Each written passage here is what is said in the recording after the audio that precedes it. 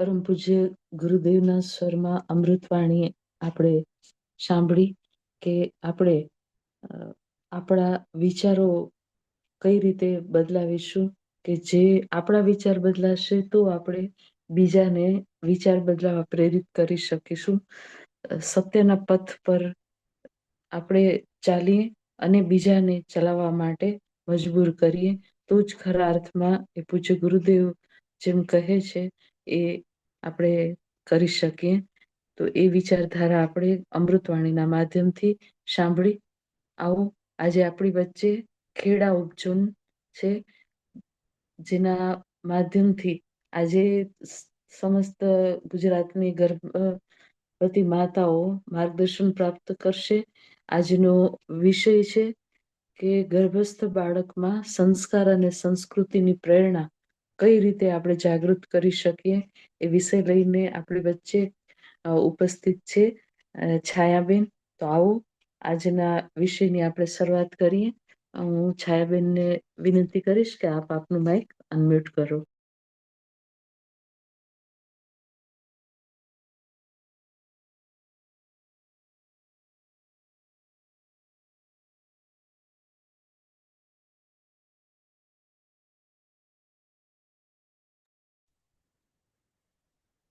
છાયાબેન, આપ આગળનો ક્રમ સંભાળશો.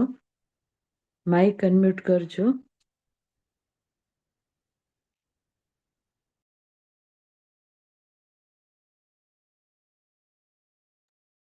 અવાજ આવ્યો? હાજી, આવે છે.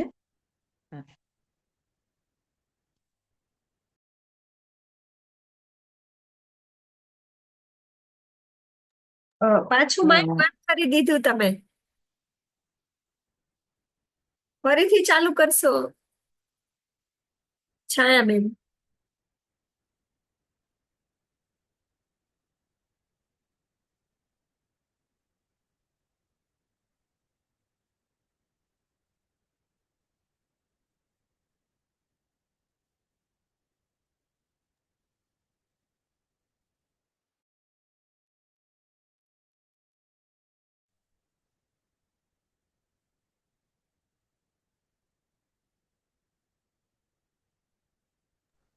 હલો. હા, આવે જ છે. હવે તમે બંધ ના કરશો માઇક, કન્ટિન્યુ. હા હા, હું બંધ નથી કરતી. જય ગુરુદેવ સર્વેને. દરેક જણ ટટાર બેસી જઈશું. મારો અવાજ આવે છે ને? હલો. હા, આવે છે. અવાજ ચાલુ રાખજો. ગાયત્રી મંત્ર સ્વર બોલીશું. ઓમ ભૂર્ભુવઃ તત્સવિતુર્વરેણ્યં ભર્ગો દેવસ્ય ધીમહિ ધિયો યો નઃ પ્રચોદયાત.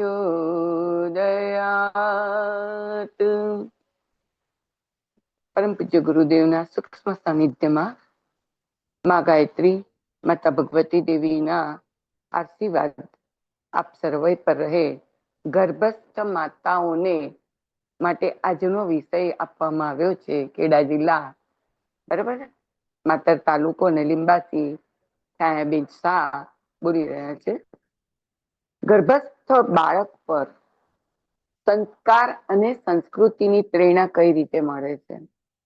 તો ગર્ભસ્થ બહેનોએ બહુ ખૂબ સમજવા જેવી વસ્તુ છે કે દરેક વખતે આપણે પ્રવચનમાં સાંભળતા જોઈએ છે કે આપણે એક નવી ચેતનાને આ ધરા પર લાવી રહ્યા છીએ, અને એ એવી ચેતના હોવી જોઈએ, એવું બાળક હોવું જોઈએ. દીકરા દીકરી એની સાથે આપણે કોઈ સંમતિ નથી, જે આવે, પણ બાળક એવું સુંદર હોવું જોઈએ કે પરમ પૂજ્ય ગુરુદેવનું પ્રવચન આપણે સાંભળ્યું કે એમના ગુરુએ એમને સમર્થ રામદાસે એમને કહ્યું કે મારી આંખ ખરાબ છે તો તમે સિંહણનું તું દૂધ લાવી આપ. હવે આ તો ગુરુનો આદેશ હતો, અને ગુરુના આદેશ પ્રમાણે શિવાજી સિંહણ પાસે જાય છે. ગુરુ માટે પોતે મરવા પણ ન્યોછાવર. ખબર છે કે સિંહણ પાસે જવું એટલે સાહસની અંદર સાહસ હોવું ખૂબ જરૂરી છે. પણ આ તો ગુરુના આશીર્વાદ હતા ને. ગુરુ જે આદેશ આપે કાર્ય કરવાની ક્ષમતા હોય તો ગુરુના શિષ્ય બનવાની તમારી તાકાત હોવી જોઈએ. એટલે શિવાજી જાય છે ને ગુરુદેવે બહુ સરસ કહ્યું કે સિંહણને કહ્યું, માં હું તારું દૂધ લેવા, મારા ગુરુ માટે દૂધ લેવા આવ્યો છું. અને દૂધ લે છે અને માં ભવાની કે જીપ સિંહ પર સવારી કરે છે, એ માં ભવાની એને તલવાર આપે છે શિવાજી મહારાજને. આ બધું તો ગુરુની એક લીલા જ હતી. ગુરુની લીલા એવી હોય છે કે પોતાના શિષ્યને તપાવે છે, પહેલા બધું જ લઈ લે છે. આપણે બધા જાણીએ છીએ કે કૃષ્ણ અને સુદામા, એની વાતોમાં પણ આપણને એ જ જાણવા મળે છે કે કૃષ્ણ બધું લઈ લે છે અને એક મુઠ્ઠી તાંદલ. ગુરુદેવ આપણને શું કહે છે કે બો ઓર કાટો, એટલે એનો અર્થ એવો થાય છે કે પહેલા તો ગર્ભસ્થ શિશુ ધારણ કરનાર માતાએ પોતાની એક તો એને તૈયારી કરી લીધી છે કે પોતાના ગર્ભની અંદર બાળકને ધારણ કરી બીજ સ્વરૂપે પતિ પત્નીના સંબંધે બીજ રૂપાઈ ગયું છે. હવે માતા એને શું કરે છે તો કે માતા એને ગર્ભની અંદર પાલન પોષણ, પાણી, પ્રકાશ બધું જ આપે છે, ખાવા પીવાની. બાળકની અંદર તંદુરસ્તી જળવાઈ રહે એ બધી જ વસ્તુ માતા એને ડોક્ટરના, વડીલોના, ઘરના સાથ સહકાર, પરિવારના દરેકના આશીર્વાદથી બાળકને ખૂબ પોષણ આપવા માટેનો પ્રયત્ન કરતી જ રહે છે અને બાળક તંદુરસ્ત આવે એને માટે એ સતત પ્રયત્નશીલ છે. પણ એની સાથે જો થોડા સંસ્કાર અને સંસ્કૃતિનું પણ પોતે મનન ચિંતન કરી પોતે, કારણ કે જે કરે છે એ બાળક પણ સાંભળે છે અને બાળક પણ અનુસરે છે, એની અંદર એ બધા જ ગુણ કર્મ આવે છે.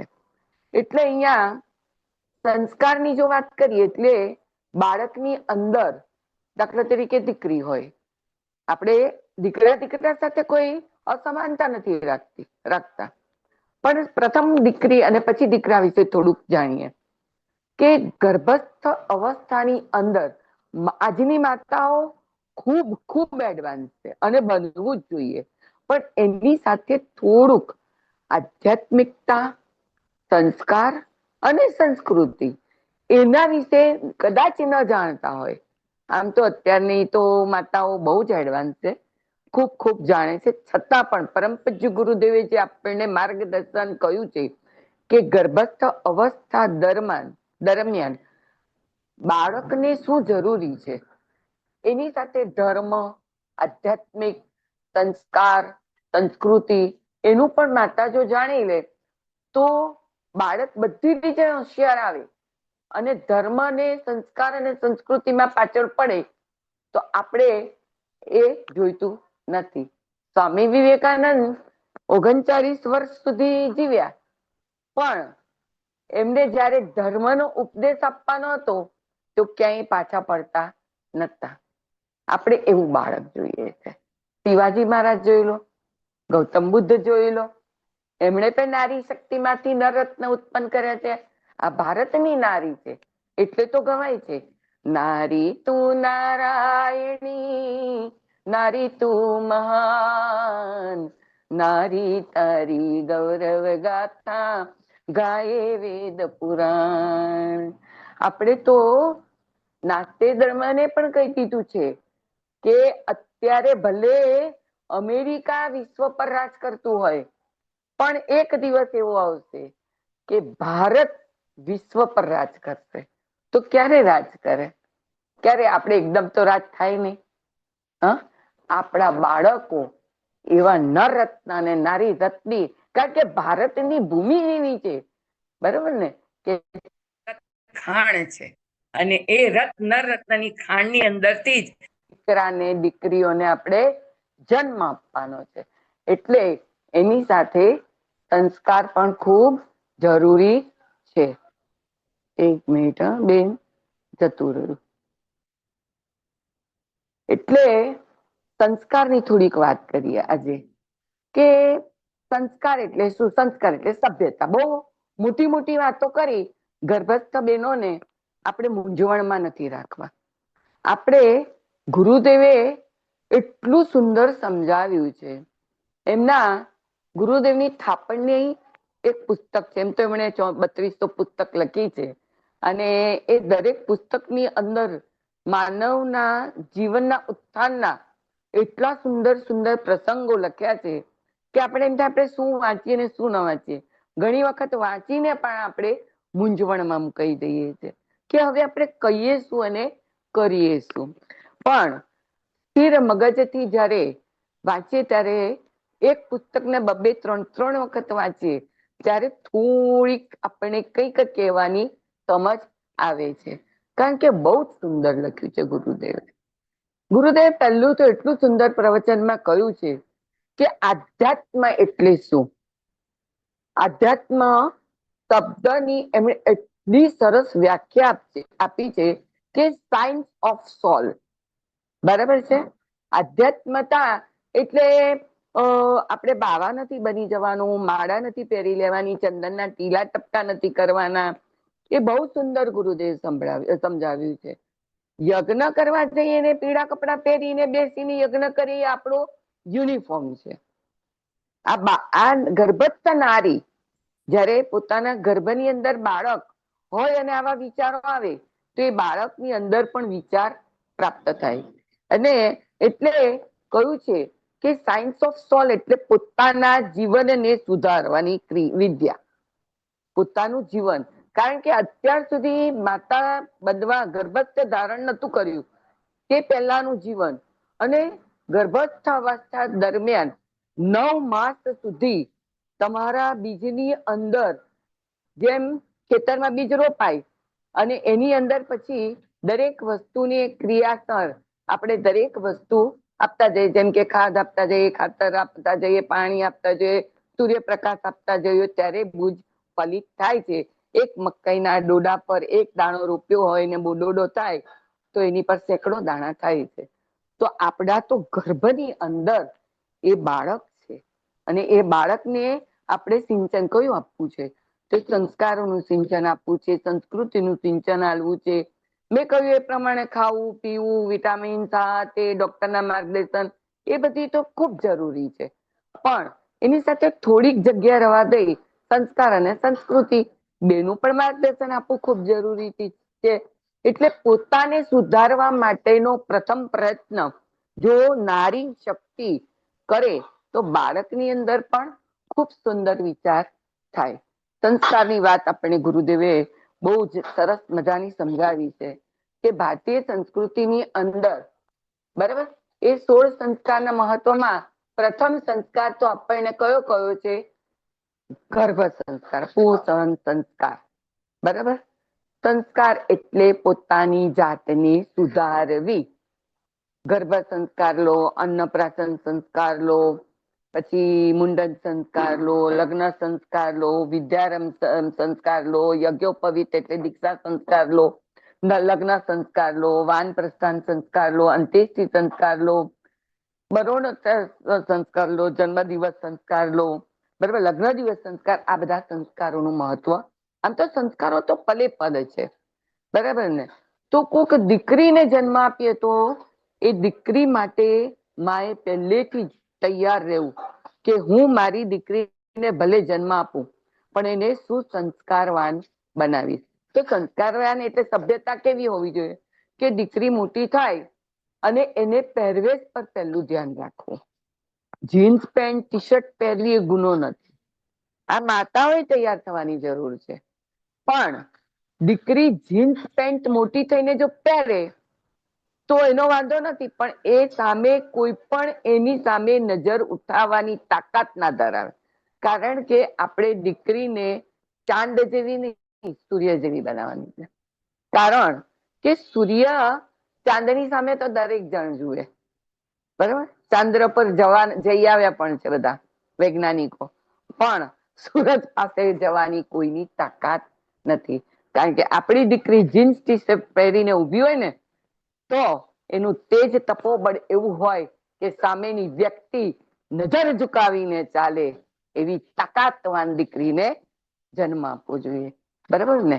નારી તું નારાયણ એટલે જ કહેવાય છે.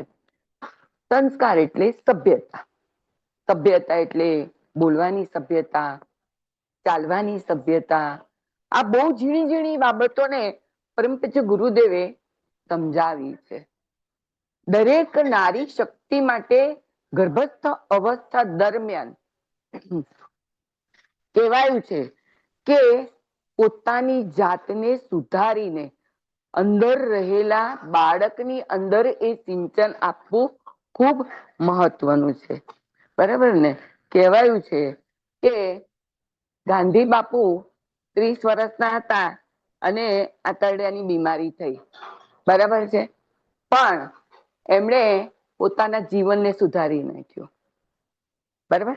પોતાના જીવનને સુધારી અને આજે ગાંધી બાપુ રાષ્ટ્રપિતા તરીકે, અને આપણે જાણીએ છીએ ગાંધી બાપુ વિશે કઈ કહેવાનું બાકી નથી. શિવાજી મહારાજ વિશે કશું કહેવા જેવું નથી. આપણે નર રત્નોની ખાણની અંદર રહીએ છીએ. ભારતની જે ભૂમિ એવી છે કે જ્યાં નર રત્નો છે. અત્યારનો તમે કોઈ પણ એક પ્રસંગ લો તો કે મહાકુંભ છે, 144 વર્ષ. આ સંસ્કૃતિની થોડીક વાત કરીએ કે ભારતની સંસ્કૃતિ ઉચ્ચ કોટીની સંસ્કૃતિ છે. અત્યારે પ્રયાગરાજ, બરાબર ને, એનું અલ્હાબાદ નામ પણ પ્રયાગરાજ, કારણ કે યોગી આદિત્યનાથ ત્યાંના બરાબર છે સીએમ છે. તો પ્રયાગરાજ નામ એટલે શું? ત્રિવેણી સંગમ, ગંગા, યમુના ને સરસ્વતી. એ શું છે? આપણી સંસ્કૃતિ છે. બરાબર? યજ્ઞ કરવો એ પણ આપણી સંસ્કૃતિ છે. અલ્હાબાદ ની અંદર ત્રિવેણી સંગમમાં સ્નાન કરવું, છેલ્લું સ્નાન મહાશિવરાત્રીનું છે. બરાબર? ભારતમાં જ છે. તમે બધે વિશ્વની બધી ઘણી નદીઓ છે, પણ ભારતમાં જ એક નદી નું સ્નાન કરવાનું મહત્વ બતાવવામાં આવ્યું છે. અને એવું કહેવાય છે કે આ સ્નાન હવે 144 વર્ષ બાદ આવવાનું છે. કેટલી ધર્મ પ્રત્યે આસ્થા છે. બરાબર છે? કેટલું થયું છતાં પણ ત્યાં ઘડી આપણે બધા જઈએ છીએ. ભારતની સંસ્કૃતિ છે. દરેક રાજ્યની અલગ અલગ સંસ્કૃતિ હોય છે. જેમ કે આપણા ગુજરાતના ગરબા, બરાબર ને? દરેક રાજ્યની સંસ્કૃતિ અલગ છે. પંજાબના ભાંગડા, આપણે બધા જ વિશે જાણતા હોઈએ છીએ, કારણ કે આપણે જે સંસ્કૃતિ સાથે જોડાયા છે એ ભારતની સંસ્કૃતિમાં આપણને મળે છે. કહેવાયું છે કે વિશ્વની ઘણી નદીઓ છે, ઘણા દરિયા, સમુદ્ર બધું જ છે. તમે આપણા ભારતની સંસ્કૃતિનું એક જોઈએ તો ગંગા સાગર, કે જ્યાં વહેતી નદી ગંગાજીને કોઈ ધારણ કરનાર હોય તો સમુદ્ર. ગંગા સાગર આપણે જઈએ ત્યારે બેનું મિલન થાય છે. બરાબર ને? ગંગાને એ સમાવી લે છે. બરાબર? સમુદ્ર. તો ત્યાં ઘડી પણ આપણે ગંગા સાગરનું સ્નાન કરવાનું મહત્વ, એ આપણી સંસ્કૃતિ છે. યજ્ઞ સંસ્કૃતિ છે. 16 સંસ્કાર સંસ્કૃતિ છે. આ બધી સંસ્કૃતિને ગર્ભસ્થ માતાઓ જો જાણે, તો બાળકને અંદરથી જ ખબર પડી જાય કે હું ભારતીય સંસ્કૃતિમાં જન્મ્યો છે. પછી વિદેશના કોઈ પણ ખૂણામાં જાય તો એને એની સંસ્કૃતિ વિશે તરત જ એને ધ્યાન થાય છે. કારણ કે ગર્ભસ્થ અવસ્થા દરમિયાન માતા જેટલું કરે અને જેટલું સાંભળે, માતા જેટલું અનુરૂપતાથી કરે, એટલું બધું જ બાળકની અંદર ઉતરે છે. બીજું કહેવાયું છે કે સર્વોત્તમ જો કોઈ વાત હોય તો ગર્ભસ્થ અવસ્થા દરમિયાન સંયમ ખૂબ જરૂરી છે. સંયમ તો કયો સંયમ? પહેલો જીભનો સંયમ, આહાર વિહારનો સંયમ, શરીર શ્રમનો સંયમ. વિશ્વમાં ચારે બાજુ પ્રાણ ભરેલો છે. વિશ્વ છે આખું વિશ્વ, એમાં ચારે બાજુ પ્રાણ ભરેલો છે. એને ખેંચવો પડે છે. બરાબર? સાદું ભોજન કરો અને ભૂખ કરતા ઓછું ખાવું જોઈએ. ગર્ભસ્થ અવસ્થા દરમિયાન સંપૂર્ણ આહાર લેવો જોઈએ, પણ તોય થોડીક પાણીની જગ્યા રાખવી જોઈએ. પરમ પૂજ્ય ગુરુદેવે એમના પ્રવચનમાં પણ આ બધી વાતો કરી છે કે આહાર કરતા થોડુંક ઓછું ખાવાથી અંદર પાણી પીવાની આપણાને અંદર ક્ષમતા રહેવી જોઈએ. ગુરુદેવ બીજી પણ એક બહુ સરસ વસ્તુ કહી છે કે સંસ્કાર અને સંસ્કૃતિનું સિંચન કરવું હોય તો ત્યારે જમીનની અંદર લોખંડ છે, સોનું છે, ચાંદી છે, બધી ધાતુઓ હોય છે, પણ ચુંબકીય શક્તિ એ બધાને આજુબાજુથી પણ ખેંચે છે અને સોનાની ખાણ બની જાય છે, ચાંદીની ખાણ બની જાય છે, ધાતુની ખાણ બની જાય છે. તો એ ચુંબકીય શક્તિ શું છે? તો ગુરુત્વાકર્ષણ બળને લીધે આપણે બધી જ વસ્તુને જમીનમાંથી ખેંચી લઈએ છીએ. ગુરુદેવે બહુ કહ્યું છે કે આપણી ચારે બાજુ પ્રાણ છે, પ્રાણે ખેંચવો પડે છે. શ્વાસ લેવા પ્રાણાયામ કરનાર માધ્યમથી આપણને ખબર પડે છે કે આપણે ઊંડો શ્વાસ લેવો જોઈએ, શ્વાસ રોકવો જોઈએ, શ્વાસ છોડવો જોઈએ, શ્વાસ રોકવો જોઈએ, એટલે એક પ્રાણાયામ થાય છે. તો શ્વાસને ખેંચવાની ક્રિયા પણ એક ચુંબકીય શક્તિ છે. આ શક્તિને લીધે આપણે પ્રાણ ખેંચી શકીએ છીએ.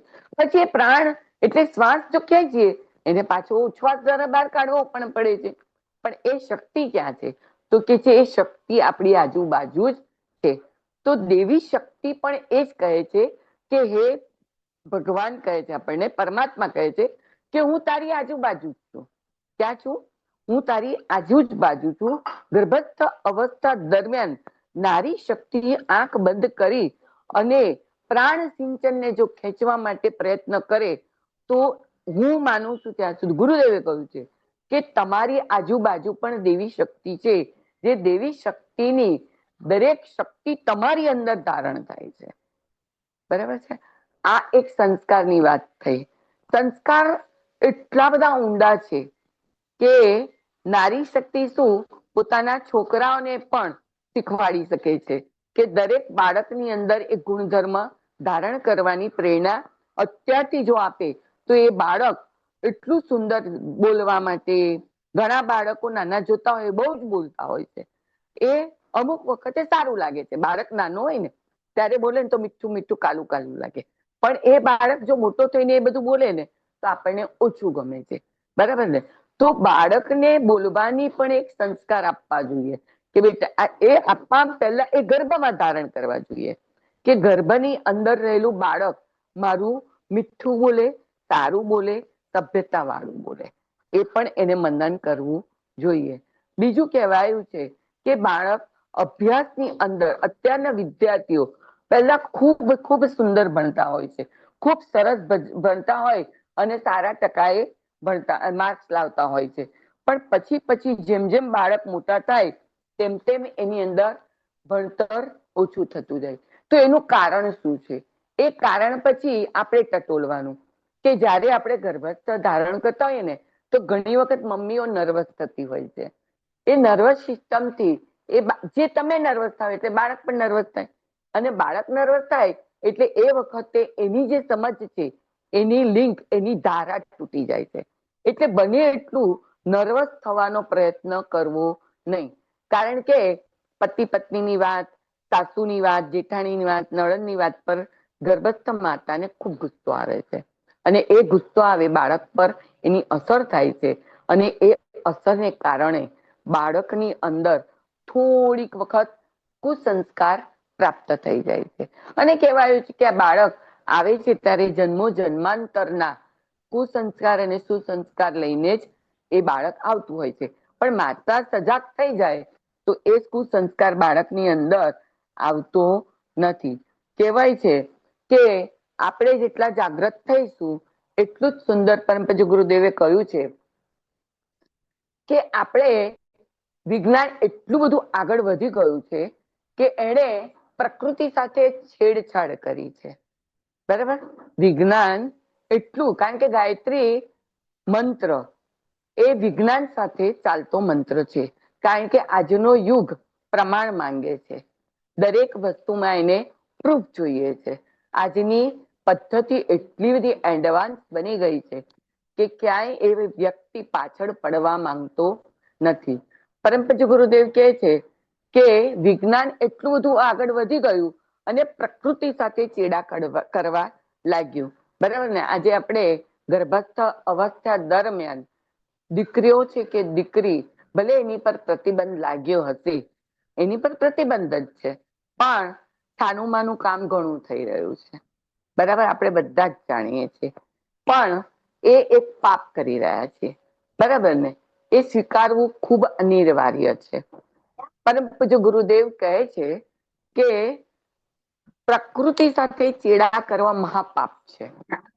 સૂર્ય પૂર્વમાં ઉગે અને પશ્ચિમમાં આથમે છે, પણ સાયન્સે કોઈ દિવસ એવું ના કરી શક્યું કે સૂર્યને પશ્ચિમમાં ઉગાડીને પૂર્વમાં આથમવા દીધો હોય.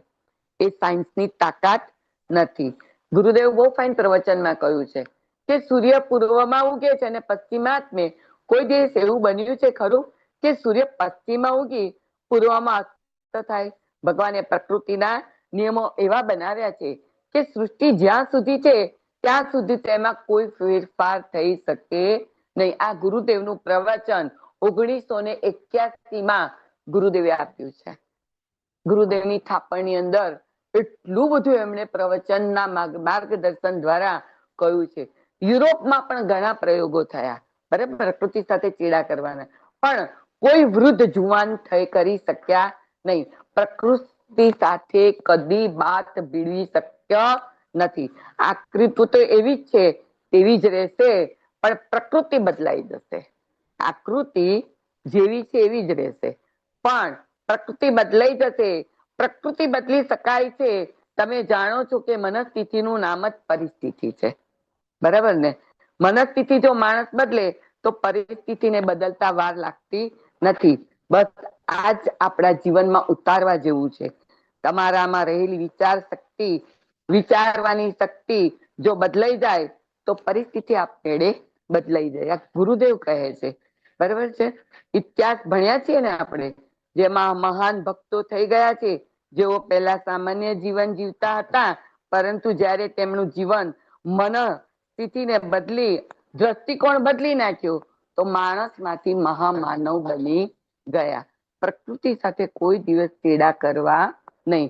આપણે આપણી સાથે જે જીવનમાં ઘટના, પેલી ભજનની એક સુંદર કડી છે, આ ગર્ભસ્થ અવસ્થા સ્થિતુની જે બહેનોએ ધારણ કર્યું છે એને માટે, મને ભાવતી ભક્તિ કરવા દે, મને ભાવતી ભક્તિ કરવા દે,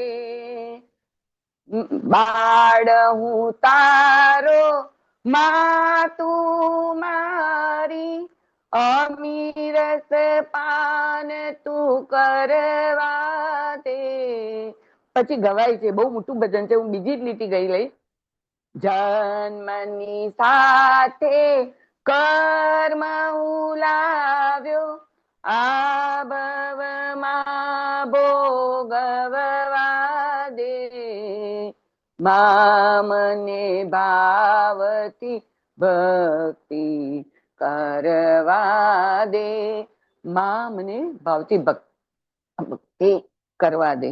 પરમ પૂજ્ય ગુરુદેવ એવું કહે છે કે જ્યારે જન્મ આપીએ બાળકને ત્યારે માએ, દરેક માએ એવું કેવું જોઈએ કે હે માં, હું બાળકને ભલે હું જન્મ આપું છું, પણ એને એના કર્મ તો માં ભોગવવા દેજે. એમાં સેજ પણ બાંધછોડ ના થવી જોઈએ, કારણ કે કર્મ ભોગવી લઈશું.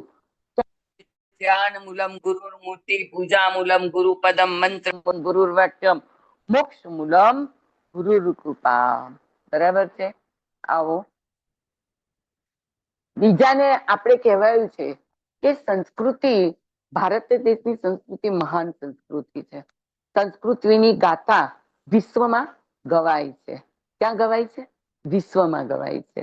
ભારત દેશના ધર્મ વિશે પણ જો વાત કરીએ, બરાબર, ભારત દેશમાં કેટલી બધી સંસ્કૃતિઓ છે કે ચૈત્ર મહિનો આવે, બરાબર, પ્રયાગરાજ વિશે તો કહ્યું, એ આસ્થાનું પ્રતીક છે કે 144 વર્ષ બાદ મહાકુંભ આવવાનો છે. ત્રિવેણી સંગમ છે, ગંગા, યમુના અને સરસ્વતીનો ત્રણેયનો સંગમ થાય છે. ગંગા માતાનું પાણી દેખાય છે, યમુના કારી કારી એનું પાણી દેખાય છે, પણ સરસ્વતી લુપ્ત છે. સરસ્વતીનું પાણી પાતાળમાં વહે છે. અને એ ત્રિવેણી સંગમમાં સ્નાન કરવાથી જન્મો જન્માંતરના પાપ નષ્ટ થાય છે એવું કહેવાય છે. પણ પરંતુ અત્યારની પરિસ્થિતિ પ્રયાગરાજ જવાની કોઈની તાકાત, મારી તો તાકાત નથી, કારણ કે ભીડ, આ રસ્તાના જે તકલીફો છે એ કદાચ ગુરુદેવે મારામાં સહન શક્તિ નથી મૂકી. પણ હું એટલું માનું છું કે મારા ગુરુના સાનિધ્યમાં બેસી અને આવતીકાલે સોજિત્રા, અહીંયા બાજુનું ગામ છે, 24 કુંડી મહાયજ્ઞ આજથી ચાલુ થયો છે. પરમ દિવસે પૂર્ણાહુતિ છે, વસંત પંચમીના દિવસે. તો એ દિવસે ત્યાં સ્નાન કરી લઈશ એટલે મારું પ્રયાગરાજનું ત્રિવેણી સંગમ સંપૂર્ણ થશે. કારણ કે આપણી જવાની તાકાત નથી. 144 વર્ષ પછી પણ આપણે ખબર નથી ગુરુ આપણને ક્યાં લઈ જાય છે. પણ એ સંસ્કૃતિ એટલી ઉમદા છે. હવે આના પછી આવશે મહાશિવરાત્રી. મહાશિવરાત્રીમાં શિવ અને એની આપણે એટલી બધી આરાધના કરવી જોઈએ. એ પણ આપણા ધર્મની એક સંસ્કૃતિ છે, બરાબર છે. પછી મહાશિવરાત્રી પછી આવશે ચૈત્ર મહિનો, ફાગણ મહિનો. ફાગણ મહિનામાં હોલિકા દહન વિશે આવશે, એ પણ આપણે જાણીએ છીએ, બરાબર ને. હોલિકા દહન પછી એટલો સુંદર મહિમા આવશે. ચૈત્ર મહિનો, નવરાત્રીનો મહિનો. આ બધી સંસ્કૃતિની વાત થઈ રહી છે. ચૈત્ર મહિનામાં અનુષ્ઠાન આવે છે. અનુષ્ઠાનની સાથે કહેવાયું છે કે રામનવમી આવે છે. ચૈત્ર મહિનામાં હનુમાન જયંતિ, હનુમાનજીનો જન્મ આવે છે. તમે વિચાર કરો, રામનવમી દિવસે રામનો જન્મ અને પછી પૂનમને દિવસે હનુમાનજીનો જન્મ. એ બધું આપણી ભારત દેશની સંસ્કૃતિમાં જ શક્ય છે. તમે મને નથી તમે વિચારજો, દંડોળજો, કદાચ ગૂગલ સર્ચ કરી જજો બેનો. આ ગર્ભસ્થ અવસ્થા વાળી નારીને હું હંમેશા કહીશ કે ગૂગલ પર સર્ચ કરજો કે બીજે ક્યાંય કોઈ ધર્મ વિશે આટલું બધું તમને મળશે. હા, રામનો જન્મ, હનુમાનનો જન્મ, રામાયણ, પછી આપણને વાલ્મીકી કૃત રામાયણ, બરાબર છે. હા, વાલ્મીકી કૃત રામાયણ પણ આપણે જાણીએ છીએ કે 18,000 પુરાણો, અને પુરાણોમાં મહાભારત, ભાગવત, સ્કંદ પુરાણ, ઓહો હો, કેટલા પુરાણોનું આપણને જ્ઞાન છે. આ બધી શું છે? સંસ્કૃતિ છે. એટલે કહેવાયું છે કે ભારતની સંસ્કૃતિને કઈ સંસ્કૃતિ બાકી રાખવું? ચૈત્ર મહિનો ગણો, પછી તમે વિચાર કરો, અખાડ ત્રીજ ગણો, વૈશાખ મહિનો આવે, અખાડ ત્રીજ ગણો. અખાડ ત્રીજે પરશુરામ જયંતિ, બરાબર ને. એ દિવસે પણ આપણે વિશ્વકર્મા જયંતિ, અને એ જયંતિને દિવસે અરે આપણે તો ભૂલી ના જવાય, વસંત પંચમી એટલે આપણા ગુરુદેવના આધ્યાત્મિક જન્મ દિવસ. આ પણ એક સંસ્કૃતિ છે. અને એ દિવસે માં સરસ્વતીનું પૂજન થાય છે. તમે ગર્ભાવસ્થા દરમિયાન સરસ્વતી માતાનું પૂજન કરજો. ગાયત્રી પરિવારની શાખા નજીક હોય, અને મારું તો એવું માનવું છે, કદાચ શક્ય હોય તો ઓનલાઈન ગર્ભસ્થ બહેનોને, આપણા સંગીતાબેનને ખાસ કહેવું છે મારે કે વસંત પંચમીને દિવસે બધું જ કરીશું, પણ ગર્ભસ્થ અવસ્થા નારીને વસંત પંચમીનું પૂજન ઓનલાઈન થતું એ ભાવનાત્મક હું તો કઉ છું. પછી આગળ તમે વિચારો તો એનાથી ઉત્તમ કોઈ વિદ્યાર્થી ગર્ભની અંદર વસંત પંચમીનું આપણે આહવાન થાય, માં સરસ્વતીનું આહવાન થાય, ગુરુદેવના આધ્યાત્મિકતા જીવનનો આહવાન થાય, અને ગુરુ મંત્ર બોલાય, આહા બ્રહ્માજીને યાદ કરાય, પીળા વસ્ત્ર પહેરાવાય, અને એમ કહીએ કે દરેક બહેનો જોઈ તો છેવટે પીળો ડ્રેસ પહેરે, અને વસંત કિલી હોય એટલું સુંદર વસંત પંચમીનું પાવન પર્વ જો ઓનલાઈન ગર્ભસ્થ બહેનોને કરાવવામાં આવે ભાવનાત્મક રીતે, મંત્રના માધ્યમથી, તો હું તો એક માનું છું એક સંસ્કાર બની જશે. મારી એક એવી ઈચ્છા છે. તો સંગીતાબેન જો વિચાર હોય તો કરવા પ્રયત્ન કરજો. તૃપ્તિબેન, સંગીતાબેન, જે પણ મારી બહેનો સાંભળે છે, આ એક મેં મારી ભાવના વ્યક્ત કરી છે. એટલે કહેવાયું છે કે બાળકને સંસ્કારની સાથે સંસ્કૃતિનું પણ જ્ઞાન હોવું જોઈએ. બાળક અત્યારથી જાણી લે. મેં ના કઈ થોડીક જગ્યા પાણીની રવા દઈએ બેનો, તો થોડીક જગ્યા તેની રવા દઈએ સંસ્કારને, સંસ્કૃતિને. કહ્યું કે દીકરીની અંદર એટલી બધી તેજસ્વીતા આવે, દીકરો જન્મે કે દીકરી જન્મે, બરાબર ને. દીકરો જન્મે કે દીકરી જન્મે, એટલી બધી તેજસ્વીવાન બાળક. મેં ના કહ્યું કે ચંદ્ર પાસે તો દરેક જશે, પણ સૂર્ય પાસે કોઈ જવા તાકાત નથી ધરાવતું. કારણ કે એ શક્તિ બીજી કોઈ નહીં. સૂર્ય શક્તિ એટલી બધી, ખાલી કિરણ એટલે રશ્મિ, એ જો તમે ધારણ કરો તો પણ તમારી તેજસ્વીતા પ્રખર બની જાય છે. તેજસ્વીતા એકદમ ઉર્જાવાન બની જાય છે. એટલે સૂર્ય જેવી તપતી દીકરીઓને જન્મ આપ્યો તો કહ્યું છે ડાક્ટર રમણે કે હિન્દુસ્તાન વિશ્વમાં રાજ કરશે તો એ નારી શક્તિ પણ રાજ કરી શકે છે. એ આપણી એક ખેવના છે કે જે રીતે અત્યારનું ભારત દેશ પરિસ્થિતિ પરથી ગુજરી રહ્યું છે, એક વ્યક્તિના 1000 વિરોધી, અને તો પણ એ વ્યક્તિ તટસ્થ બનીને બેઠો છે. એવી નારી શક્તિ પણ ભારત દેશનું તંત્ર ચલાવે એવી નારી શક્તિને જન્મ આપવા માટે સંસ્કાર ખૂબ જરૂરી છે, સંસ્કૃતિ ખૂબ જરૂરી છે. સંસ્કૃતિની વાત આવે તો કહેવાયું છે કે આપણે રામનવમી સુધી પહોંચ્યા, હનુમાનજીનો જન્મ પહોંચ્યા, બરાબર ને, વિશ્વકર્માની પૂજા, બરાબર, 51 શક્તિપીઠની પૂજા, બરાબર ને, આ બધી સંસ્કૃતિ છે. ભારતની સંસ્કૃતિ કોઈ સામાન્ય સંસ્કૃતિ નથી. ભારતમાં જ શ્રાવણ મહિનો થાય છે, ભારતમાં જ નવરાત્રી ઉજવાય છે. અત્યારે તો ભારતના જ્યાં જ્યાં ગુજરાતીઓ વસતા હોય છે, જ્યાં જ્યાં વસે એક ગુજરાત, કવિ નર્મદે બહુ લખ્યું છે, ત્યાં ત્યાં બને એક ગુજરાત. જ્યાં જ્યાં ગુજરાતી વસતા હોય, અમેરિકા હોય, લંડન હોય, જર્મન હોય, જાપાન હોય, ગમે તે રાજ્યમાં ગુજરાતીઓ જાય એટલે ગરબા થાય. ત્યાં આગળ આપણી દરેકે દરેક તહેવારને ઉજવે છે. આજે વિશ્વની અંદર યજ્ઞ પ્રક્રિયા એ પણ એક આપણી સંસ્કૃતિ છે. યજ્ઞ પ્રક્રિયા કરાવવાની જરૂર કેમ પડી, ગુરુદેવે યજ્ઞની પરંપરાને કેમ જાગૃત કરી, એ પણ જાણવું ખૂબ જરૂરી છે. કારણ કે વિશ્વની અંદર પ્રદૂષણ એટલું બધું વધી ગયું છે કે એ પ્રદૂષણને લીધે વાયરલ ઇન્ફેક્શન વારંવાર થાય છે, જાત જાતના રોગો ઉત્પન્ન થાય છે. અને એ કીટાણુઓને મારી નાખવા માટે આપણે એ વિષમ પરિસ્થિતિને શુદ્ધતામાં લાવવા માટે યજ્ઞ પ્રક્રિયાની દ્વારા વાતાવરણને શુદ્ધિકરણમાં ફેરવવા માટે યજ્ઞ પ્રક્રિયા એ પણ આપણી એક સંસ્કૃતિ છે. 16 સંસ્કાર એ પણ એક આપણી સંસ્કૃતિ છે. આપણી સંસ્કૃતિ ખૂબ ઉચ્ચ છે. મેં ના કહ્યું વિશ્વના કોઈ પણ ખીણામાં આટલી બધી સંસ્કૃતિ હોતી નથી. શ્રાવણ મહિનો કરીએ છીએ, આસો મહિનો કરીએ છીએ, પછી આપણે ભાદરવા મહિનામાં ગણપતિ દાદાને પણ બોલાવીએ છીએ. ગણપતિ દાદાના 10 દિવસના આનંદ ચૌદસ સુધી આપણે પ્રોગ્રામો કરીએ છીએ. આ બધી ક્યાં છે વિવિધતા?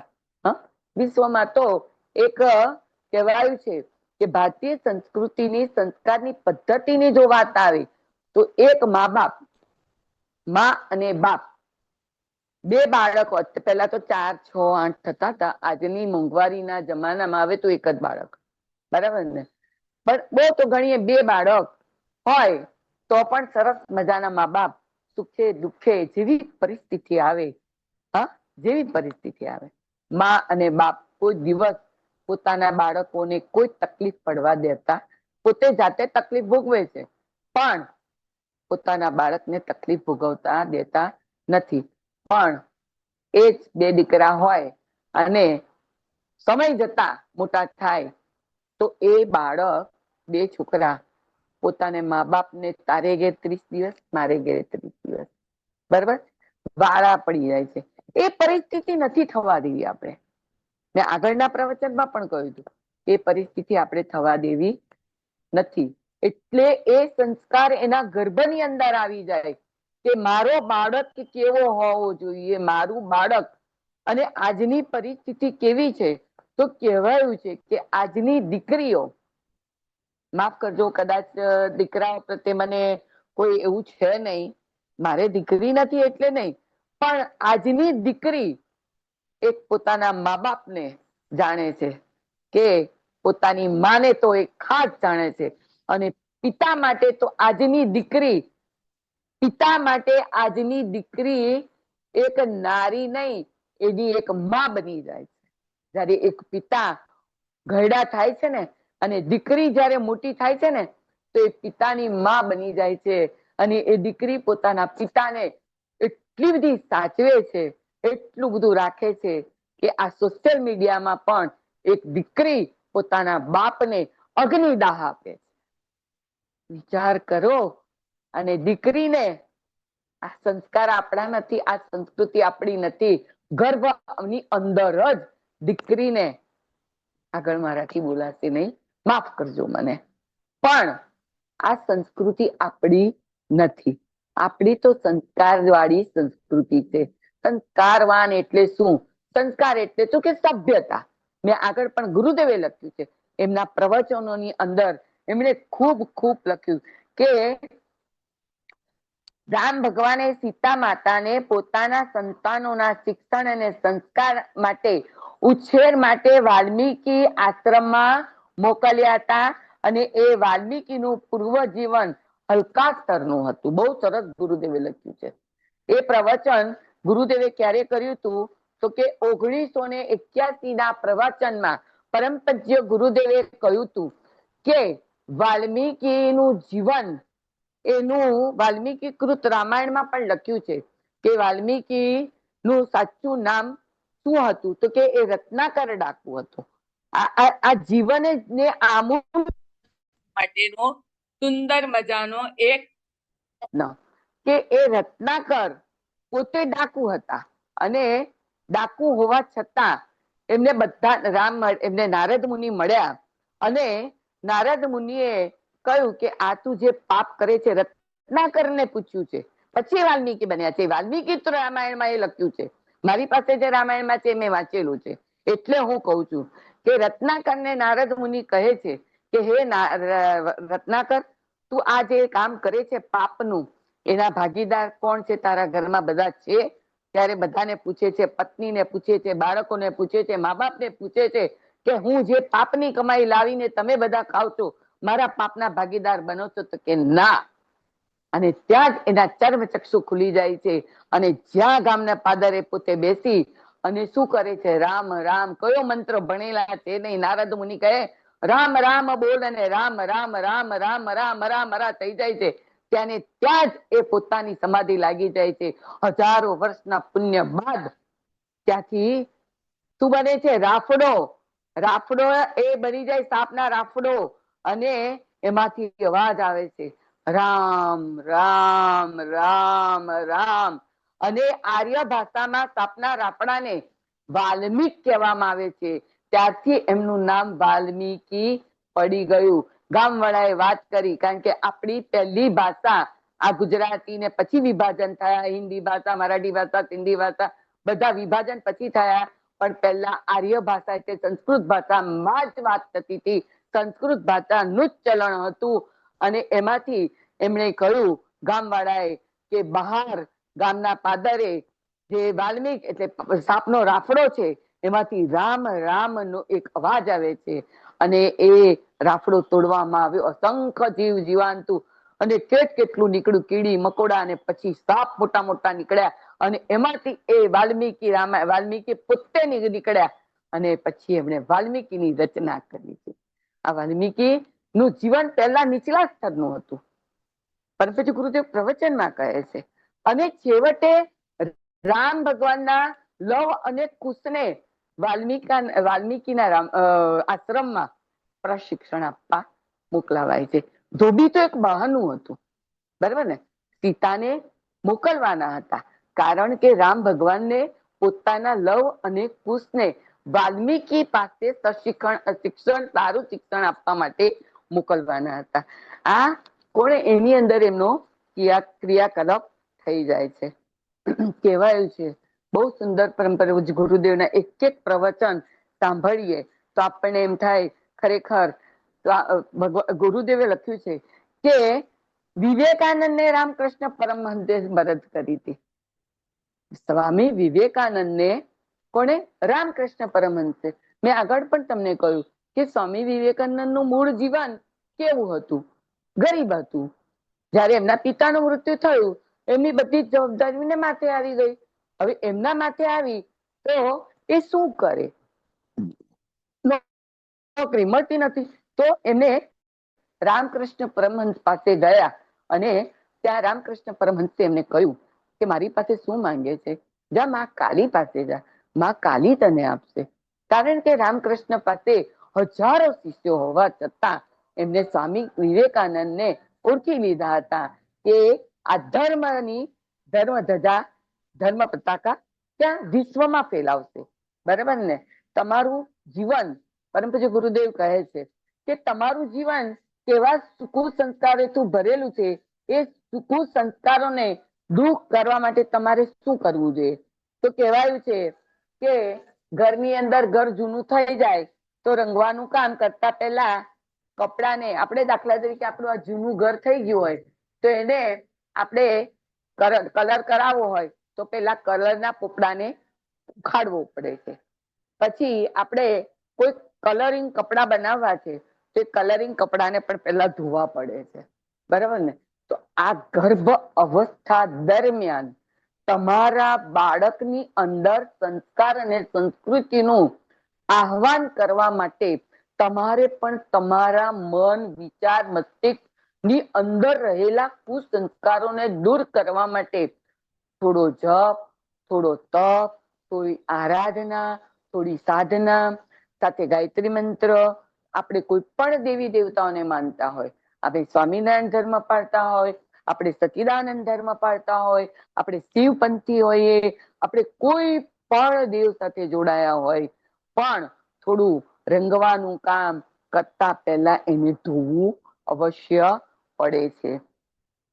એમ કરવાથી તમારી અંદર રહેલા કુસંસ્કારો નષ્ટ પામે છે અને એ ધોવાથી તમારું આંતરિક મન, અંતર આત્મા આ બધું શુદ્ધ થાય છે અને પછી જ એની અંદર પરમાત્માની એ ચેતના આવે છે અને એ ચેતના અને એ પરમાત્માની ચેતના તમારો અંતરાત્મા, ગર્ભમાં રહેલું બાળક એક રૂપ થઈને ત્રિવેણી સંગમનું એક મહાન સ્નાન થાય છે અને એ મહાન સ્નાનની અંદર બાળક પોતાનું જીવનની ધ્યેયને, પોતાના લક્ષ્યની પ્રાપ્તિને પ્રાપ્ત કરે છે. માતાના પેટનામાં જે ગર્ભ હોય છે તે ચૂપચાપ બેસી રહેતો નથી, તે ગડબડ કરતો નથી. માં આપે એનાથી એનું પોષણ થાય છે. માતા જેવી રીતે રાખે છે તેવી રીતે જ રહે છે. આ કોના શબ્દ છે? પરમ પૂજ્ય ગુરુદેવના. માતાના ગર્ભમાં બાળક રહે તેમ તમારે પણ તમારા ગર્ભને શાંતિ કુંજ સમજવું જોઈએ. બરાબર ને? માતાના ગર્ભમાં બાળક કશું બોલતું નથી, ફક્ત સાંભળે છે, અનુરૂપે છે, માં જે કહે છે એ કરે છે, માં શ્વાસ લે છે, આપણે બધું જ જાણીએ છીએ.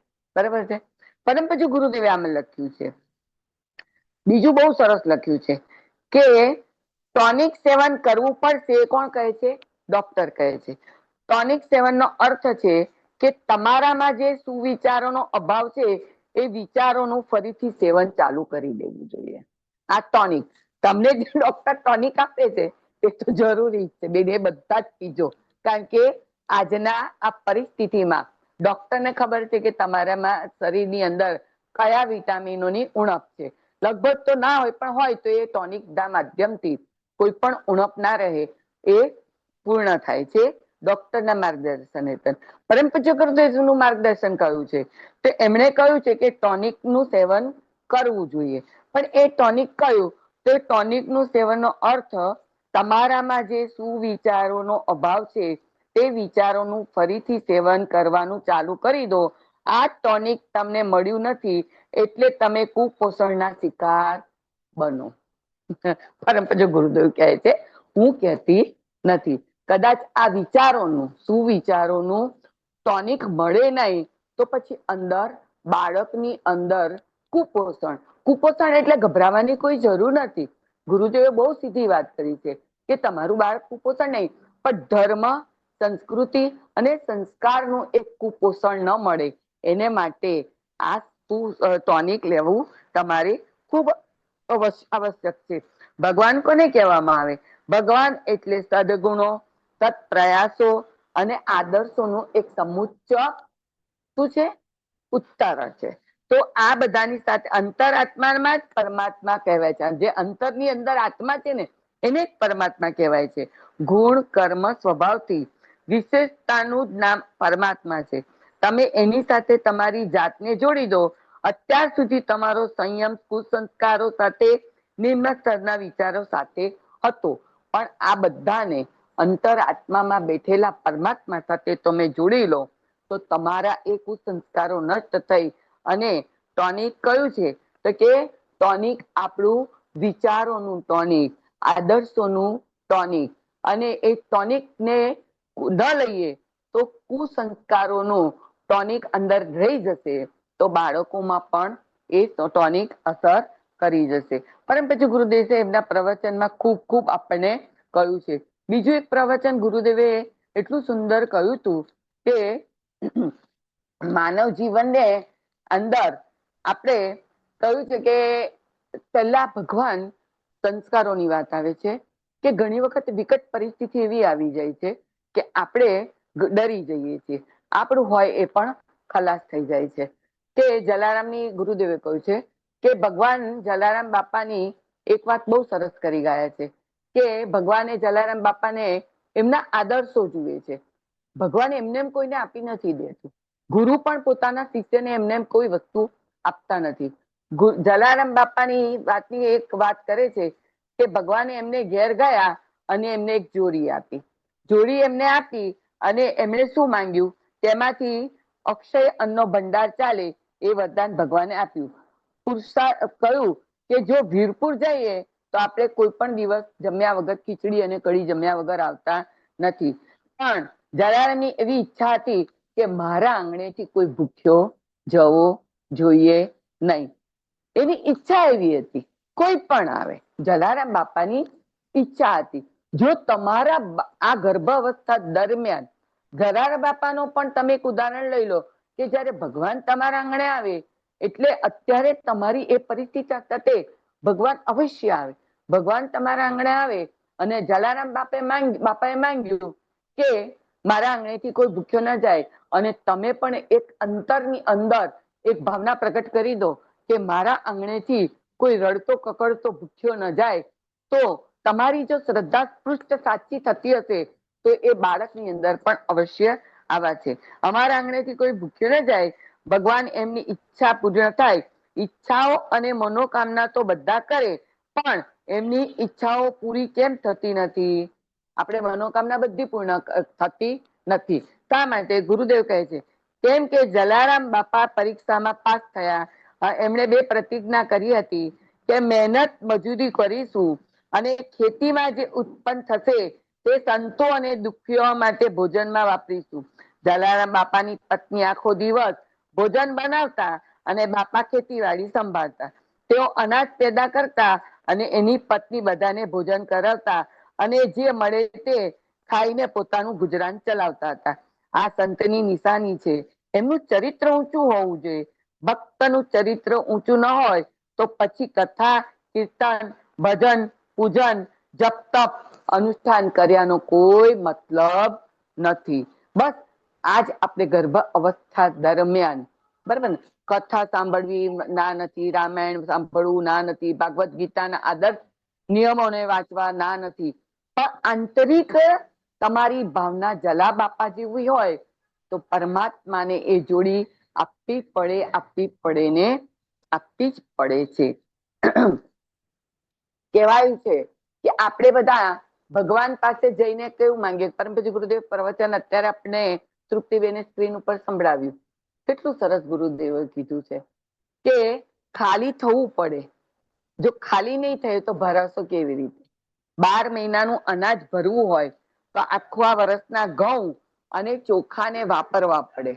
તો જ ઘરમાં પૂછાય કે આપણે હવે આ વર્ષે શું ભરવાનું છે, કેટલું ભરવાનું છે. આપણે અંતરથી ખાલી થવું પડે છે અને એ આંતરિક રીતે ખાલી થયા પછી જ પરમાત્મા આપણા એ ભંડારો ભરવા, એટલે આપણા ઘરવાળા ભંડારો ભરી આપે. તો આપણે ગર્ભ અવસ્થા દરમિયાન જો થોડા ખાલી થઈશું, કઈ રીતે? તો કે ભગવાનનું થોડુંક સંસ્કાર અને સંસ્કૃતિ વિશે બાળકની પર કેટલી સુંદર એની છાપ પડે છે, એમની પ્રતિબિંબ પડે છે. એને માટે આપણે થોડુંક તો ખાલી થવું પડશે ને પડશે. એટલે ભગવાન સાથેની ભાગીદારી કરવામાં વિશ્વાસ રાખવો પડે છે.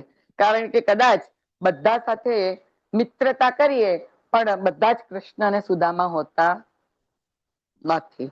કારણ કે મિત્રતા માટે જો કોઈ ઉદાહરણ આપવામાં આવે તો સુદામા અને કૃષ્ણની મિત્રતાની વાત અવશ્ય કરવામાં આવે છે. પરમ પૂજ્ય ગુરુદેવ કહેતા હતા, મિત્ર એવો રાખવો કે તમારા જીવનને પરિવર્તિત કરી લે. બરાબર. અર્જુન શિષ્ય અને ગુરુ તો કોઈ વાત આવે અર્જુનની અને કૃષ્ણની વાત આવે. બધા જ મરેલા છે અર્જુન, બરાબર ને. વિરાટ સ્વરૂપ બતાવવામાં આવે છે. અર્જુન કહે છે હું મારાને નહીં મારી શકું, હું મારાને નહીં મારી શકું. ત્યારે કૃષ્ણ કહે છે આ બધા મરેલા છે, વિરાટ સ્વરૂપમાં બતાવે. તારે તો ખાલી જસ લેવાનો છે. તો આ જસ કયો આપણે લેવાનો છે? તો કે ગર્ભસ્થ નારી એમ કહે છે કે મેં જન્મ લીધો એક નારી તરીકે. બહુ સરસ સમજવાની વાત છે કે નારી તરીકે મેં જન્મ લીધો. હું માં ધરતીની ઋણી છું. પહેલી હું ઋણી માં ધરતીની છું. બીજી હું ઋણી મને મારી માએ ગર્ભમાં રાખી છે એની હું ઋણી છું. આ સૃષ્ટિની ઋણી છું. હું કર્મની ઋણી છું. આટલા બધા ઋણ લઈને આજે હું માતૃત્વ ધારણ કરવા જઈ રહી છું. તો હું પણ મારા જેવું એક સંતાનને જન્મ આપવા જઈ રહ્યું છું. મારું ઋણ ચૂકવવાનો અમૂલ્ય અવસર આવ્યો છે, તો મળી છે. જ્યારે ઋણ ચૂકવવાની તક મળે ને તો કોઈ દિવસ એ ઋણને પાછું હટવું ના જોઈએ. નારી શક્તિ જ્યારે પોતાના બાળકને જન્મ આપે ત્યારે સમજી લેવું. પરમ પૂજ્ય ગુરુદેવની એક પુસ્તકમાં લખ્યું છે, મને એ પુસ્તક બહુ સુધી યાદ નથી, બહુ જૂનું વાંચ્યું છે, કે દીકરો આવે ને દરેક ગર્ભસ્થ નારીએ સાંભળવું જોઈએ કે દીકરો આવે એટલે સમજવું જોઈએ કે મારું ઋણ બાકી છે એટલે દીકરો મારે ત્યાં આવશે. એ દીકરો મોટો થઈને મારું ઋણ પૂરું કરશે. દીકરી આવે ને તો બાપે વિચારવાનું કે મારે ઘેર દીકરી આવી, એ જ લેબર રૂમમાંથી બહારથી અવાજ આવે કે તમારે ઘેર દીકરી આવી, ત્યારે બાપે પોતાના અંતરાત્માને જગાડવાનું કે મારું કોઈ કન્યાદાન કરવાનું રહી ગયું છે, કન્યાનું દાન મેં કર્યું નથી, એટલે મારે ઘેર લક્ષ્મીનો અવતાર દીકરી આવી છે. અને જેને ઘેર દીકરો પણ નથી, જેને ઘેર દીકરી પણ નથી, તો સમજવાનું કે અમારા પતિ પત્નીનું ઋણ બાકી રહી ગયું છે, એ જ ચૂકવવાનું છે. અમારે કોઈ દીકરાનું પણ ઋણ નથી, કોઈ દીકરીનું પણ ઋણ નથી, એટલે અમારે ઘેર બાળક નથી. બાકી બીજું બધું જે સંસારમાં અલૌકિક ભાષા બોલાય છે, લૌકિક અને લૌકિક વાતમાં હું સંમત નથી. લૌકિક વાતમાં અને અલૌકિક તો આપણા પુસ્તકો પુરાણોમાં, પણ લૌકિક વાત આપણે બનાવેલી વાત કે આ છે ને તે છે ને દીકરા નથી દીકરી નથી, એ સાથે આપણે સંમત છીએ નહીં. પરમ પૂજ્ય ગુરુદેવ કહે છે કે આ બધી વાતને અસ્વીકાર્ય છે. કોઈ વિધવા બેન પણ હોય એને માટે પણ આપણે ગુરુદેવે બહુ જ લખ્યું છે કે એને પણ સન્માન આપવું જોઈએ. એનો શું વાત છે, ગુરુદેવની પુસ્તકમાં ઘણું ઘણું લખેલું છે.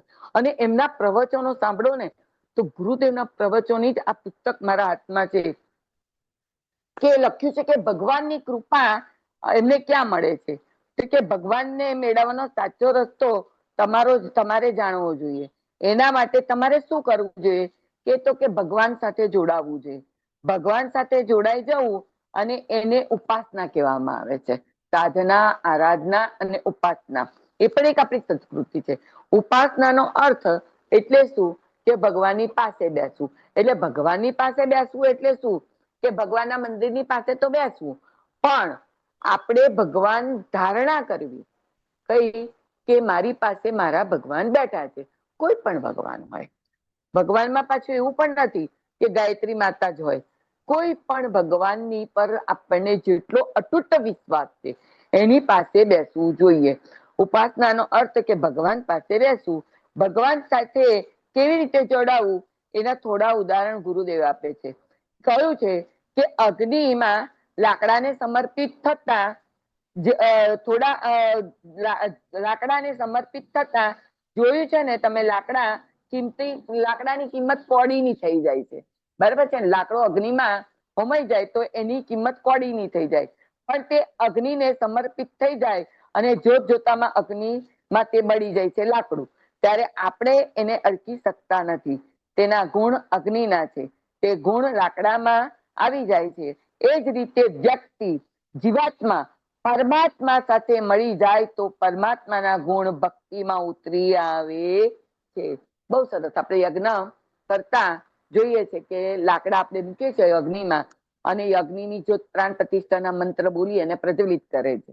પ્રજ્વલિત થતાની સાથે એ લાકડા ધીમે ધીમે ધીમે ધીમે ધીમે બળીને ભસ્મ થાય. કેટલા કિંમતી લાકડા, સાગના લાકડા હોય, લીમડાના હોય, કેરીના હોય, બાવળના હોય, જાત જાતના લાકડાની સાથે અગ્નિ થતો હોય, પછી એ લાકડાની કિંમત કોડીની થઈ જાય, કારણ કે લાકડા બળીને ભસ્મ થઈ ગયા છે.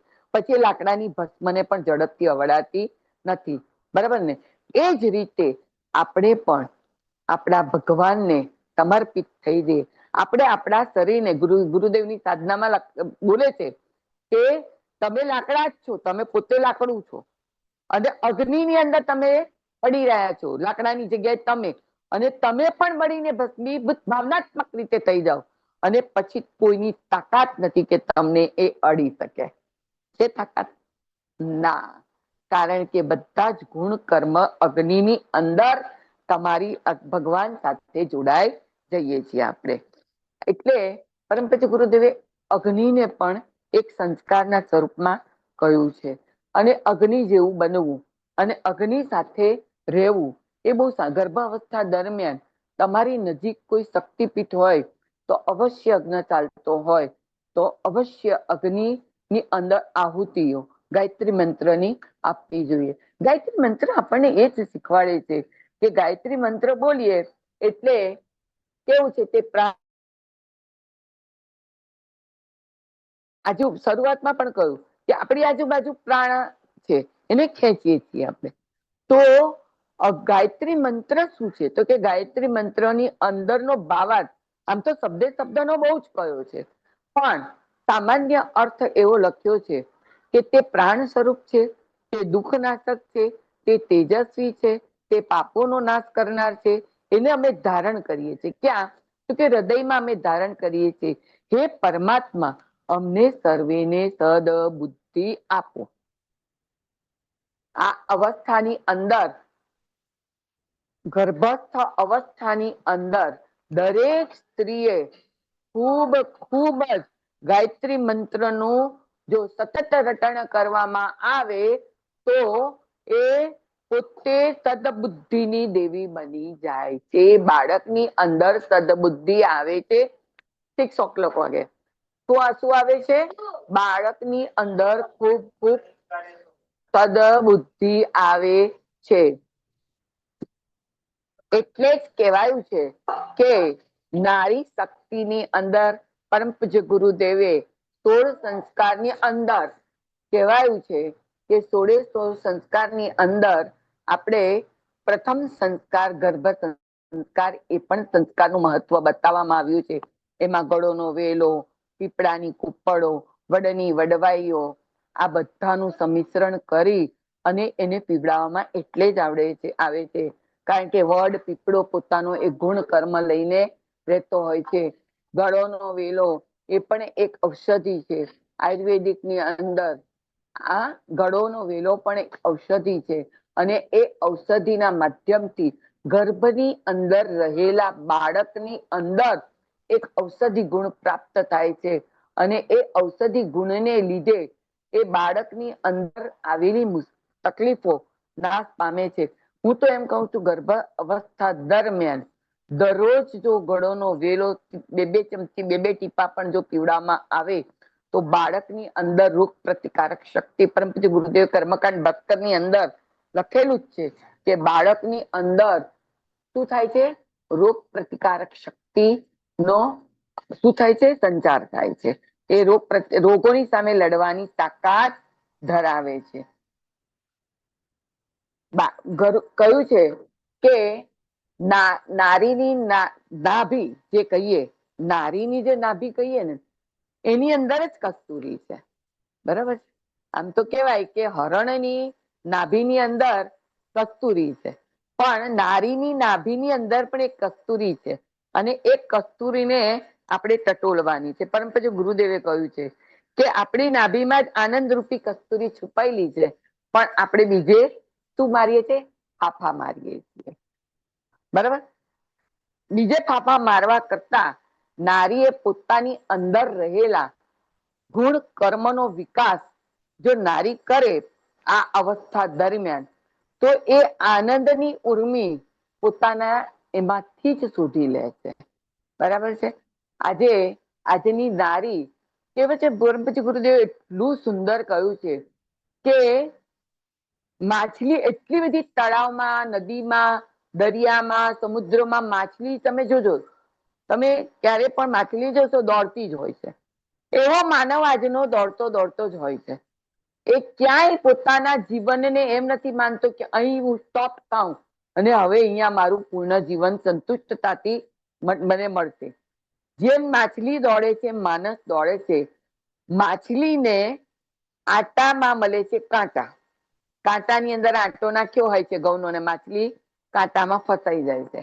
બસ આજની આ પરિસ્થિતિ એવી છે કે આપણે દોડતા જ રહીએ, દોડતા જ રહીએ, દોડતા જ રહીએ, સુખની શોધમાં, પૈસાની શોધમાં. અમેરિકા જઈશું, જર્મન જઈશું, લંડન જઈશું, જાપાન જવું કોઈ પાપ નથી, પણ આંધળી દોટ લગાવીએ છીએ, પોતાના બાળકોની સાથે ખિલવાડ કરીએ છીએ, બાળકને નથી જવું છતાં પણ બાળકને મોકલી દઈએ છીએ. એ બધી ખેવના કરશો નહીં. ઘણી ગર્ભાવસ્થા દરમિયાન મેં ઘણી બહેનોને પૂછ્યું છે કે બેન તમારી શું ઈચ્છા છે, તમારે તમારા બાળકનું ભવિષ્ય કેવું જોવું છે? તો અજ્ઞાનતાવશ એ નારી મને એવું કહે છે કે મારો બાળક ડોક્ટર બને, અમેરિકા જાય, ત્યાં ઘડી મોટો ડોક્ટર બને. પણ બેનો, ડોક્ટર બનાવવું પણ સહેલું છે, અમેરિકા મોકલવું પણ સહેલું છે, પણ એને પોતાના બાળકને સંસ્કારનું જ્ઞાન આપવું પણ ખૂબ જરૂરી છે, સંસ્કૃતિનું જ્ઞાન આપવું પણ ખૂબ જરૂરી છે. કારણ કે અમેરિકા, લંડન, ગમે ત્યાં ડોક્ટર કે એન્જિનિયર કે કોઈ પણ ક્ષેત્રની અંદર જાય અને ત્યાં જઈને પૂર્ણતાથી પોતાના અભ્યાસને એ ન્યાય આપી શકે એવું બાળક બનાવવા માટે તમારે અત્યારથી ગર્ભની અંદર તૈયારીઓ કરવી પડે છે બેન. કારણ કે ત્યાં વિદેશમાં જતા બાળકોને મેં ઘણા એવા દૃષ્ટાંતો જોયા છે કે મા બાપ પેટે પાટા બંધી, ગામડામાં હું રહું છું તે ખેતરો વેચી અને બાળકને અમેરિકા ભણવા મોકલે છે, અને ત્યાં જઈને બાળક શું કરે છે કે બાળકને પાછો લાવવો મુસીબત પડી જાય છે. આપણે એવા બાળકોને અમેરિકા, લંડન, જર્મન, જાપાન ભણવા માટે નથી.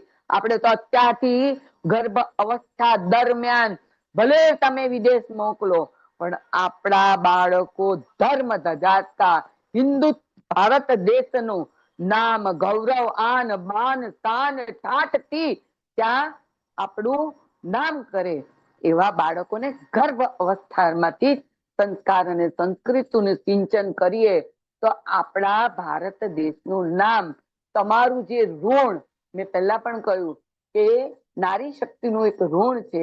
કારણ કે ભારતની ભૂમિ પર એક જન્મ લીધો છે, પોતાના માતાનું ઋણ, ધરતી માનું ઋણ, સમાજનું ઋણ, પોતાના પરિવારનું ઋણ, પોતાના પતિનું ઋણ, કેટલા ઋણ લઈને નારી શક્તિ આવી છે.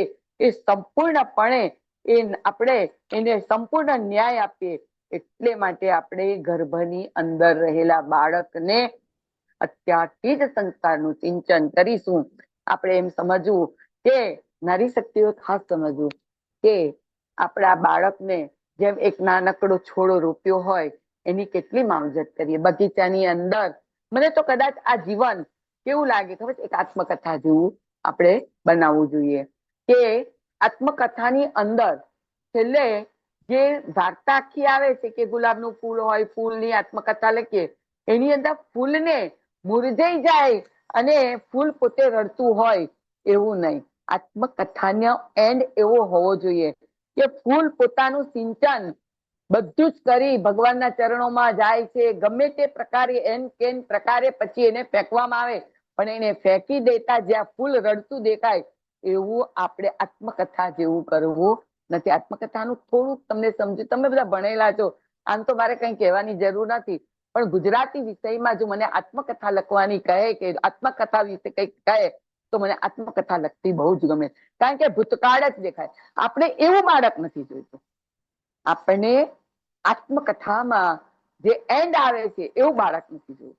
આપણને અત્યારની બાળકની પરિસ્થિતિ આત્મકથા જેવી લાગે છે. મને દરેક બાળકને જોઉં છું, કારણ કે એવા ખોટા રવાડે ચડી જાય છે. એ આપણી સંસ્કૃતિ નથી. આપણા બાળકને આત્મકથા રૂપી નહીં, આપણે વિસ્તૃત રૂપ કરીને બાળકને વિસ્તૃત રૂપપણે ગુજરાતીનો પેપરમાં એક પાર્ટ હોય છે કે એક નાનકડી વાર્તા લખી હોય છે, થોડીક ડેશ ડેશ આપી દે છે, એક જંગલ હતું ને આમ હતું તેમ હતું ને જંગલનો સિંહ હતો ને સિંહ રાજા હતો ને એની અંદર મોટું પછીનું વિસ્તૃત રૂપ કરવાનું છે. તો આ વિસ્તૃત રૂપ કરવા માટે ગર્ભ સંસ્કાર, પણ પછી ગુરુદેવ બહુ સરસ કહ્યું છે કે ગર્ભ સંસ્કારના માધ્યમથી આજના બાળકની અંદર આપણે ઝીણાવટ, કેટલી ઝીણાવટ, જે ગુજરાતીનું પેપર હોય ને એમાં વિસ્તૃત વાર્તા લખવાની આવે છે, વિસ્તૃત રૂપ. તો એની અંદર આટલા નાના પેરેગ્રાફમાંથી 1.5 પાનું આપણે લખતા હોઈએ છીએ. કેટલું? 1.5 પાનું લખી દેતા હોય છે.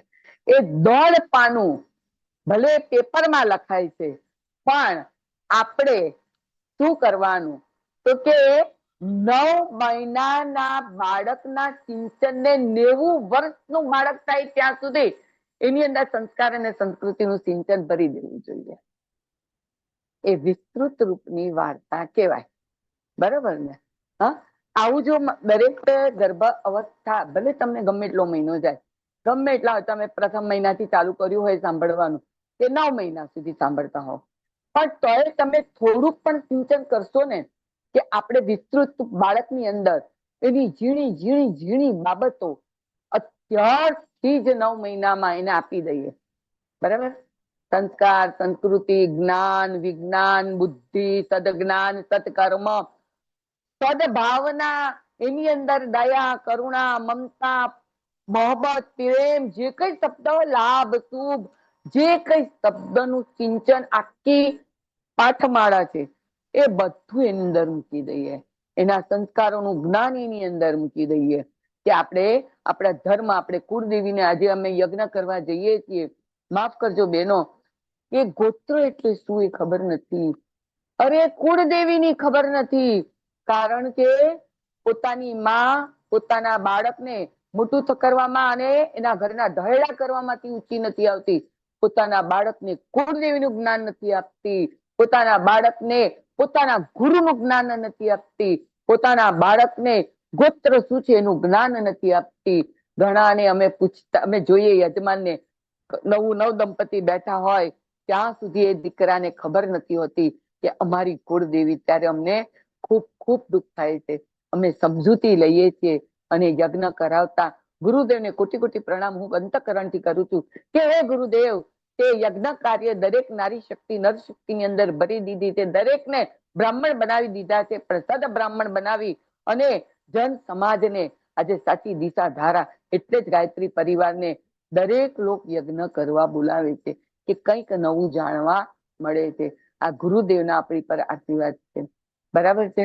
આજે આપણે જે પરિસ્થિતિ આવી, મેં તો એવું પણ જોયું છે કે વડીલો ઘરમાં યજ્ઞ ચાલતો હોય ને તો બાળકોને બહાર રમવા મોકલી દે. હું તો કઉ છું કે ના, એ બાળકને અહીં બેસવા દો.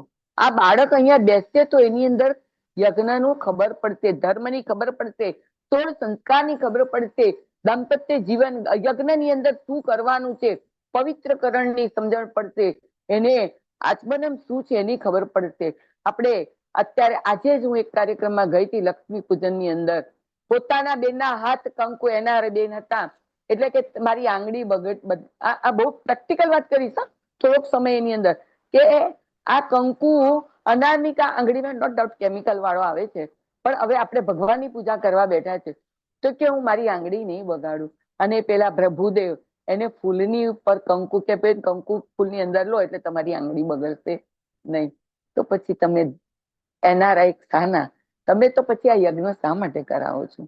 હા, આ બધી વૃત્તિ નહીં રાખવી, કારણ કે આપણી આંગળી, અનામિકા આંગળી પર કંકુ લગાડેલો હશે ને આખો દિવસ અનામિકા આંગળી થોડીક પણ લાલ દેખાશે તો સામેની વ્યક્તિને ખબર પડશે કે આ બેન પૂજા કરીને ઘરમાંથી નીકળ્યા છે, આ ભાઈ પૂજા કરીને ઘરમાંથી નીકળ્યા છે. આ પણ એક આપણી સંસ્કૃતિ છે. બરાબર. આપણા કપાળ પર ગોળ ચાંદલો બેન કે છે મારા કપાળ પર નાનકડો ચાંદલો કરજો. કારણ શું બેન? તમે ઉભા થઈ અને વડીલોને નમન વંદન કરશો, તમારા કપાળનું લલાટ ઉપર સુંદર મજાનો કંકુ અને ચોખા હશે તો લોકોને ખબર પડશે કે આને પૂજા કરી છે અને આ પગે લાગવા આવ્યા છે. બાકી બધું કરવા ખાતર કરવું. ભૂદેવ બહુ સરસ આજે એક યજ્ઞની અંદર ગઈ હતી, લક્ષ્મી યજ્ઞ, તો એમાં ભૂદેવે એક સરસ મજાની વાત કરી. બ્રાહ્મણ આવ્યા હતા, એને એવું કહ્યું યજમાનને, એમણે એવું કહ્યું યજમાનને કે યજમાન જો ઇન્ટરેસ્ટ થી પૂજા કરતા હશે ને અમારી વાત સાંભળતા હશે તો અમે પણ અમારા યજ્ઞને ન્યાય આપીશું. બહુ સાચી વાત કરી છે. કારણ કે આજના યજમાન કશું કરતા નથી, સાંભળતા નથી.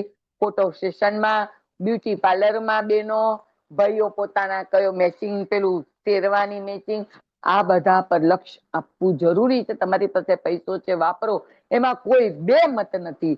પણ સાથે તમે જે ધર્મ ક્રિયા સાથે બેઠા છો, જોડાયા છો, તમારી સામે કેટલા દેવી દેવતાના મંત્ર બોલાય છે, તમારી સામે કેટલા ભગવાનને બેસાડવામાં આવ્યા છે. લક્ષ્મી દેવ છે, લક્ષ્મીનો પૂજન, લક્ષ્મી પૂજન છે, ગણપતિનું પૂજન છે, મહાદેવની લિંગનું પૂજન છે, કેટલા ભગવાનને ભલે ગમે તે રીતે લાવ્યા હોય, પણ તમારી જો શ્રદ્ધા પૃષ્ઠ થાય અંદર તો પરમાત્માને આવવું જ પડે.